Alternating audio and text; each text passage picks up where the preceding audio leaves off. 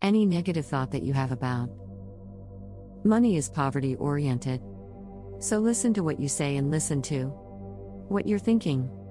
Money is the easiest thing to demonstrate. How do you react to this statement? Do you believe it? Are you angry? Are you indifferent? Are you ready to throw this tape across the room? If you have any of these reactions, good. I've touched something deep inside of you, that very point of resistance to truth, and this is the area to work on. It is time to open yourself to the potential of receiving the flow of money and all good. Love your bills. It is essential that we stop worrying about money and stop presenting our bill. Many people treat bills as punishments to be avoided if possible. A bill is an acknowledgement of our ability to pay. The creditor assumes you are affluent enough and gives you the service or the product first. I bless with love each and every bill that comes into my home. I bless with love and stamp a small kiss on each and every check I write. If you pay with resentment, money has a hard time coming back to you. If you pay with love and joy, you open the free-flowing channel of abundance.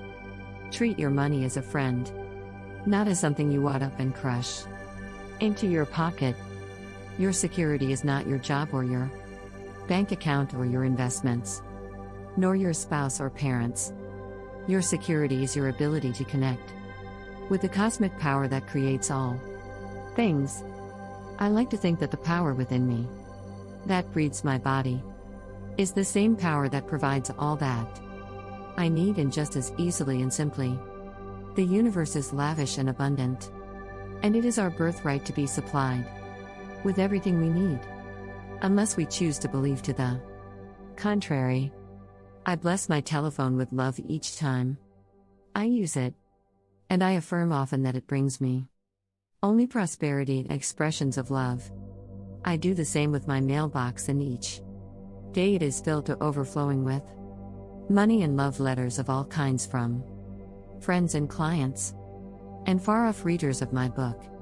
The bills that come in I rejoice over, thanking the companies for trusting me to pay. I bless my doorbell and the front door, knowing that only good comes into my home. I expect my life to be good and joyous. And it is. These ideas are for everyone. He was a hooker and wanted to increase his business, so he came to me for a prosperity session. He felt he was good at his profession and wanted to make $100,000 a year. I gave him the same ideas I'm giving you, and soon he had money to put into Chinese porcelains. He spent so much time at home he wanted to enjoy the beauty of his ever-increasing investments. Rejoice in others' good fortune. Don't delay your own prosperity by being resentful or jealous that someone else has more than you. Don't criticize the way they choose to spend their money. It's none of your business. Each person is under the law of their own consciousness.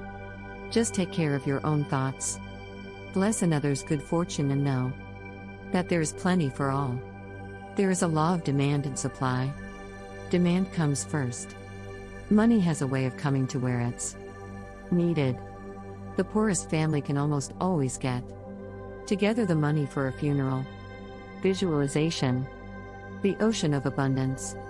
Your prosperity consciousness is not dependent on money. Your flow of money is dependent upon your prosperity consciousness. As you conceive of more will come into your life. I love the visualization of standing at the seashore looking out at the vast ocean and knowing that this ocean is the abundance that is available to me. Look down at your hands and see what sort of container you're holding. Is it a teaspoon? A thimble with a hole in it? A paper cup? A glass, a tumbler, a pitcher, a bucket, a wash tub? Or perhaps you have a pipeline connected to this ocean of abundance. Look around you and notice that no matter how many people are there, and no matter what kind of container they have, there is plenty for everyone. You cannot rob another and they cannot rob you. And in no way can you drain the ocean dry. Your container is your consciousness. And it can always be exchanged for a larger container. Do this little exercise often to get the feeling of expansion unlimited supply. Open your arms. I sit at least once a day with my arms stretched out to the side and say I am open and receptive to all the good and abundance in the universe. It gives me a feeling of expansion. The universe can only distribute to me what I have in my consciousness. And I can always create more in my consciousness. It's like a cosmic bank. I make mental deposits by increasing my awareness of my own abilities to create. Meditation treatments and affirmations are mental deposits. You can never create prosperity by talking or thinking about your lack of money. This is wasted thinking and cannot bring you abundance. Dwelling on lack only creates more lack. Poverty thinking brings more poverty, and gratitude thinking brings abundance.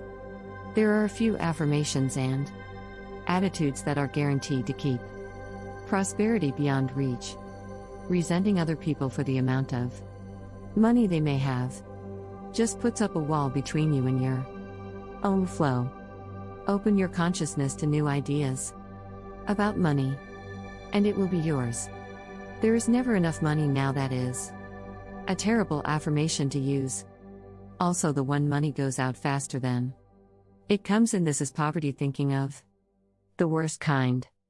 The universe can only respond to what you believe about yourself and about life. Examine whatever negative thoughts you have about money and then decide to release them and let them go. They have not served you well in the past and will not serve you well in the